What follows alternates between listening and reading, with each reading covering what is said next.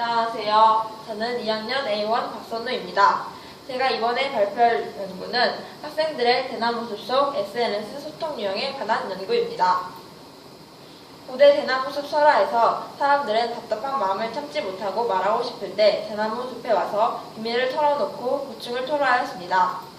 이러한 대나무숲이 현대에 와서는 형식상으로는 페이스북 대나무숲, 트위터 대나무숲으로 나타났고 내용상으로는 직장인 대나무숲, 대학교 대나무숲으로 나타나고 있습니다.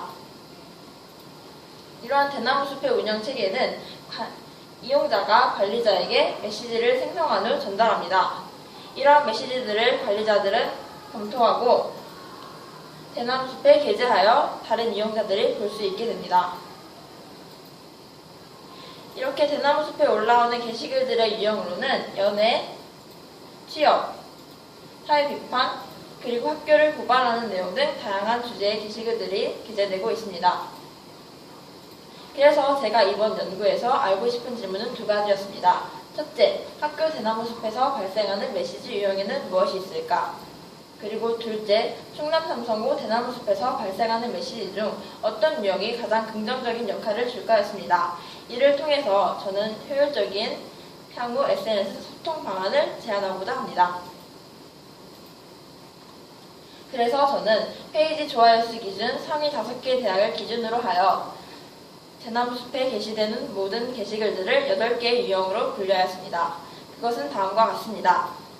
감정표현형, 정보요청형, 정보전달형, 자기부정형, 자기주장형, 공감유도형, 참여유도형, 타인부정형입니다. 이후 충남 삼성고등학교의 대나무숲에 접속하여 대나무숲의 글을 분석하였습니다. 2016년 8월부터 2017년 1월까지 총 대상화된 게시글은 624개의 글이었고 이를 모두 8개의 유형으로 분류하였습니다. 페이스북 대나무숲 페이지를 분석한 결과 감정표현형의 게시글이 압도적으로 많았습니다. 그 다음으로는 공감유도형, 자기주장형, 타인부정형이 뒤를 이었습니다. 한 가지 눈에 띄는 점은 정보를 요청하는 게시글은 꽤 있었지만 정보를 전달하는 게시글은 거의 없었다는 점입니다. 또 게시글들 유형 간의 반응도를 분석하기 위하여 그것을 좋아요 수와 댓글 수에 따라 분류하였습니다. 좋아요 수가 가장 많은 것은 정보 전달형과 공감 유도형이었습니다. 그리고 댓글 수가 가장 많은 것은 정보 요청형과 참여 유도형이었는데 게시글 유형들 간의 댓글 수 차이는 크게 나타나지 않았습니다. 실제로 학생들은 현재 대나무숲 페이지를 어떻게 인식하고 있는지를 알아보기 위해서 양점 연구 중 질문지법을 이용하여 설문조사를 실시하였습니다.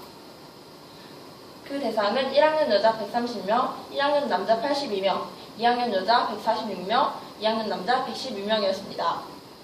그리고 1학년에 비해 2학년이 접속 경험이 조금 더 많은 것으로 드러났습니다.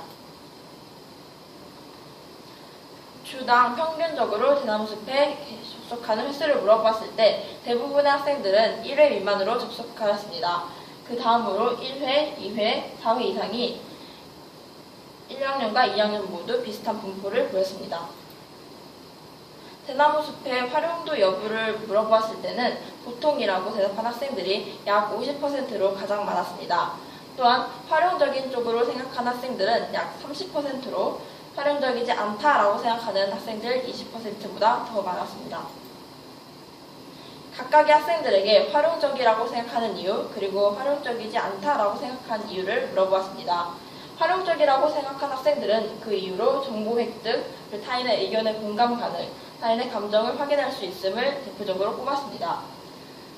대나무숲이 활용적이지 않다라고 생각하는 학생들은 대나무숲에 게재된 정보들이 도움이 되지 않는다, 시간을 낭비하게 된다, 또 싸움과 갈등을 조장한다가 있었습니다.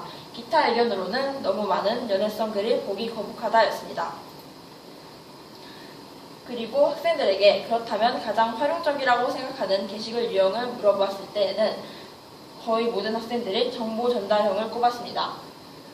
그 다음으로는 1학년의 경우에는 공감유도형, 감정표현형이 뒤를 이었고 2학년의 경우에는 참여유도형, 공감유도형이 뒤를 잇는 등 약간의 차이는 있었습니다.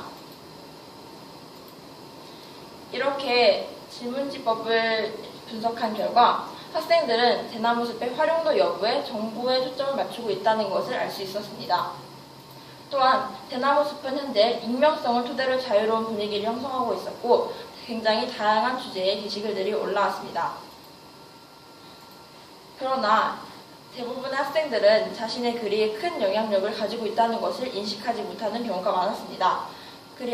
그러므로 이용자들, 운영 주체, 그리고 관리자들 모두 본인의 영향력에 대한 책임을 인식하고 그에 따른 적당한 책임감을 가지고 대나무숲에 접속한다면 향후 더 효과적인 SNS 소통 방안을 만들 수 있을 것이라고 생각하였습니다. 이상으로 발표를 마치겠습니다. 들어주셔서 감사합니다.